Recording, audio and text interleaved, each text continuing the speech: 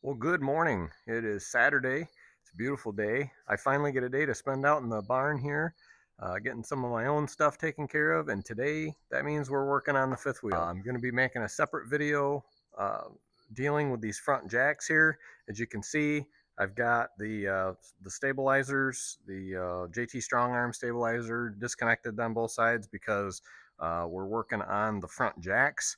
If you've never seen one of those front jacks removed and torn apart and re-greased, there will be a separate video on that, so you might want to check that video out. I can put a link to that at the end of this one. For today, for this video, just a short overview. This is a 2011 Wildcat. As you can see, it still looks like brand new. It's been pole barn kept its entire life other than the first year we owned it. Just going to go over a couple things because a lot of people are asking the question, should I keep my old fifth wheel or get a new one? Or keep my old travel trailer and get a new one. A lot of people complaining about the new builds, saying that they're just not as good as, the older trailers. So there are a lot of things you can do to these older trailers to update them, so to speak, add things onto them, make them nicer, make them better, give them some of the same options that you get on your newer trailers. So I'm just going to give you a real quick walk around. This is not a how-to video. It's just going to show you some of the things that I have done to this trailer to make it a little nicer and give it some of the features that some of the newer trailers have. So we'll jump right into that. So most trailers, they've got, these plastic catches. This one I really like actually because this one flips the door, full 180, and I can usually operate it with one hand. And, it's fully open. You probably have seen these before, these little T-shaped plastic catches here. And so they put one of those it's kind of like a hook and loop deal. So what I really liked about a lot of the newer units is they have the gas struts. Well, I will try to go back and find the link for what I used and put a link to that in this video, but I ended up converting these to gas strut. And so they were very simple to install. There's great informational videos on installing them. You can see here, very simple design, and it works great. The website has all the information you need to figure out what size struts to buy. There's measurements you take on the door and such. But so I did that door, and I did this side door. Same thing. Got those gas struts on there. So that was a huge upgrade. Another thing that I did to upgrade this, last year, I changed my 4-leafs out for 5-leaf springs. And 2 years ago, I added these road armors. I changed all the bolts to wet bolts, so they're all greasable. What a difference. What a difference. It quieted it right down. It rides better. So that's another thing. A lot of the newer trailers have that road armor or some kind of a dampening device between, rather than just your solid metal equalizer piece that goes between the leaves there. So that's another upgrade. Another upgrade that we did, you'll barely be able to see it, but I'll zoom you in. If you look up underneath my awning, you'll see there's an LED light strip up there. This trailer, it's a 2011, so LEDs were not around back then. And so it just had your standard, porch light on the outside with the yellow bulb in it. Was actually pretty simple. As you can see, I'll zoom you up here. I ran the wiring over into my tower here for my awning, and then I brought it down, and there is actually a hole in here for the power awning cable to go up, and I was able to sneak that in there. Pop this open again here, and then right here is where I brought my cable out, and I actually just tied it in here. You need a constant 12 volt supply, and these always have power, so I just tied it right into that circuit, and it works really cool. So there's an app on my phone, so it's Bluetooth, and so I can choose any of these colors down at the bottom here, and you can see color change, or I can grab this, this wheel and change them wherever I want there. So then there's just a simple on-off toggle there, turns them on and off. And again, it's just, you know, that simple to change color, which is kind of cool. You can dim them. There's a dim slide right here, so you can dim them right down. That way you're not, you know, so bright that it's just blinding everybody, you know, 10 campsites down. Pretty neat. Relatively inexpensive and easy to install. I think it might have taken me a couple of hours by the time I stuck that on there and routed my wire and hooked it all up. So yeah, that's you know, that's the awning light for you, the LED awning light. You know, pretty much all your newer campers have that. So it's kind of nice to have the ability to, you know, have an older trailer with some of the same options as the new ones. Let's see what else. Oh, everybody's going with Blackstone. Blackstone griddles. So we got rid of our little camp stove that we had. We upgraded to a 20-inch Blackstone, which is great. But I had to run. I either had to carry a 20-pound tank with me or I had to run those little tanks. So last year, was it last year? No, 2 years ago, I crawled underneath here. See if I can do this without breaking my neck. Get you guys down here and show you. Okay. So I added this guy. So it's just black pipe. So I had to go up in there and add a T. And then I just brought it around. I brought it out and I put it down to 45. It's got a nice little shutoff valve here. So this is where I connect my Blackstone. And then I've got a, I forget how long it is. I think it's a 25-foot hose. Might be a little longer than that. So I can put the Blackstone just about anywhere on the back side of the camper, or, you know, down, you know, this entire side when we're set up. So that was another add-on because this camper did not come with that external connection for propane. I did upgrade all the lights to LED, put the LED bulbs in. Those I've got kind of a love-hate relationship with. They're nice, but these are actually brighter.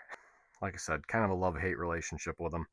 The old halogens actually give off a little bit more of a brighter light, I guess, which is strange because, you know, you'd think that those cool white LEDs would be brighter, but they're just not. So we left the halogens in here and we put LEDs everywhere else. I can say it uses less power because we don't hear the fan running on the power supply nearly as often.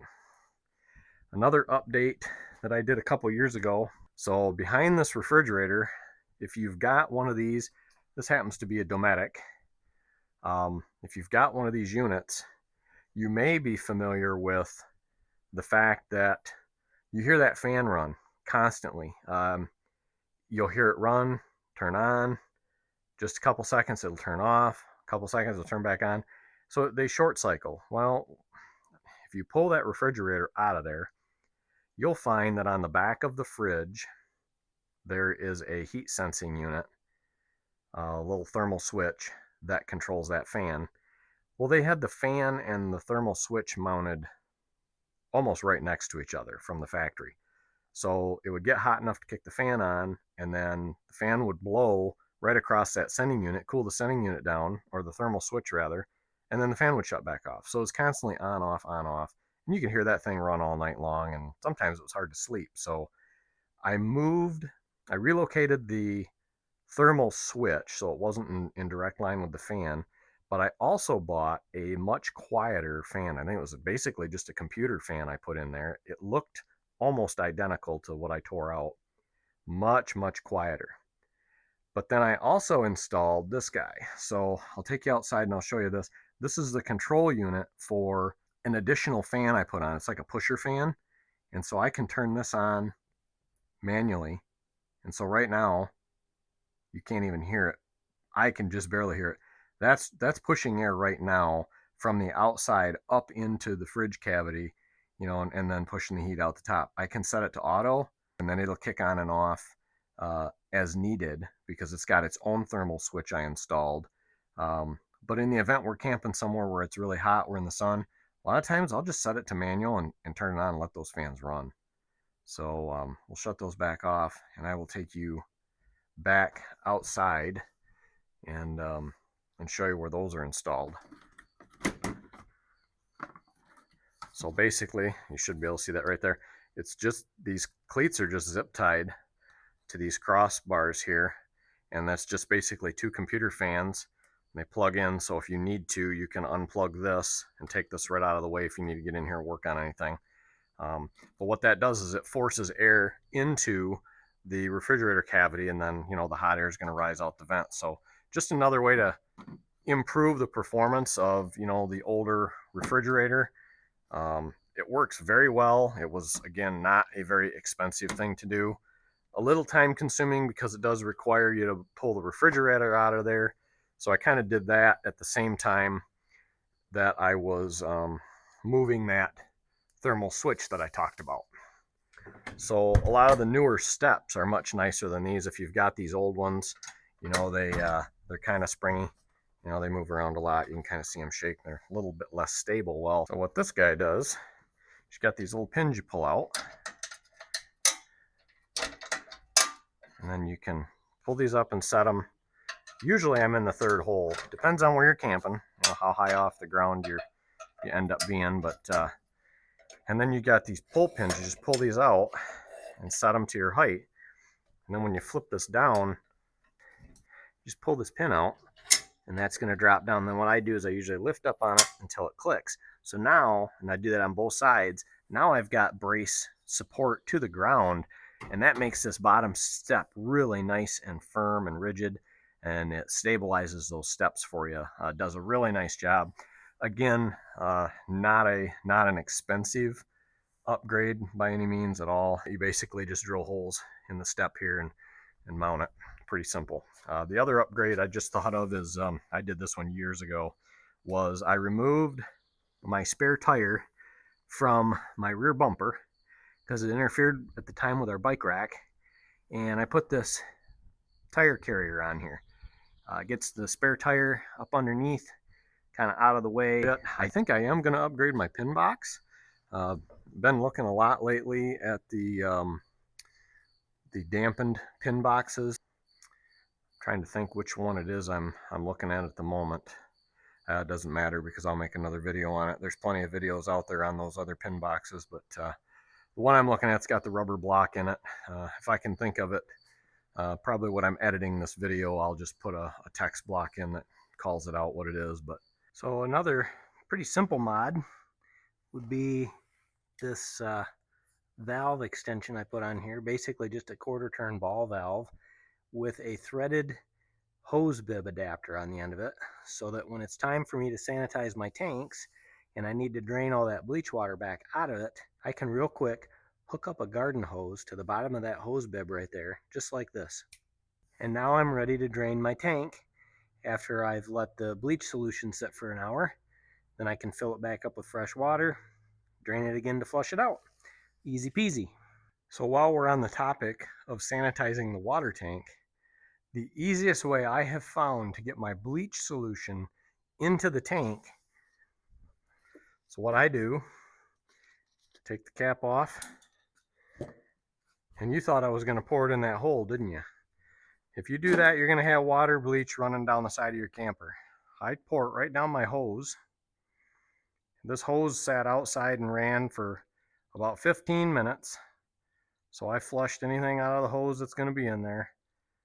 Yes, I know you're supposed to use actual drinking water hoses. We do have them. When I'm in the campground, that's what I use.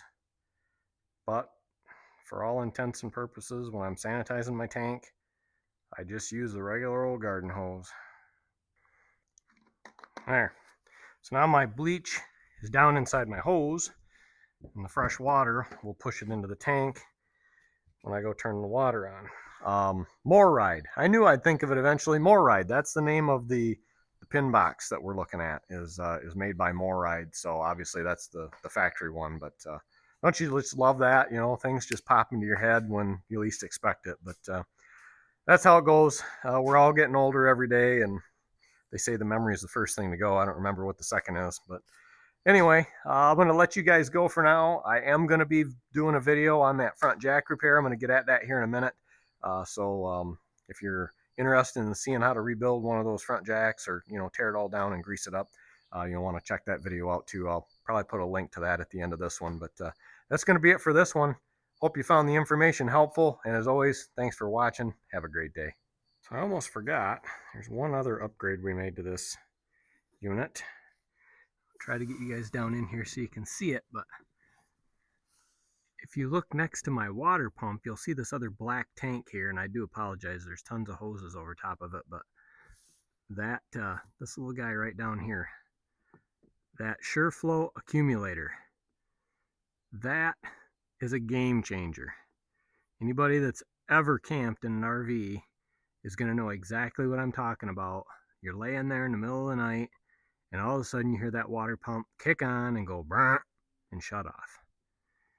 Or you run just a little trickle of water and the pump's going brrr, brrr, brrr, brrr. That accumulator right there makes that problem go away. That will keep constant pressure on your system instead of the water pump having to kick on to bump that tiny little bit of pressure back up all the time. Now you could have a leak, which is what would be causing that, but these things are really super sensitive to pressure drops, and they will kick on and off like that pretty easily. This accumulator will make your pump run a lot less. When it does kick on, it will run more, it'll run longer, but it won't short cycle like that. So anybody that's looking for a upgrade to your water system, that's a really good one to do.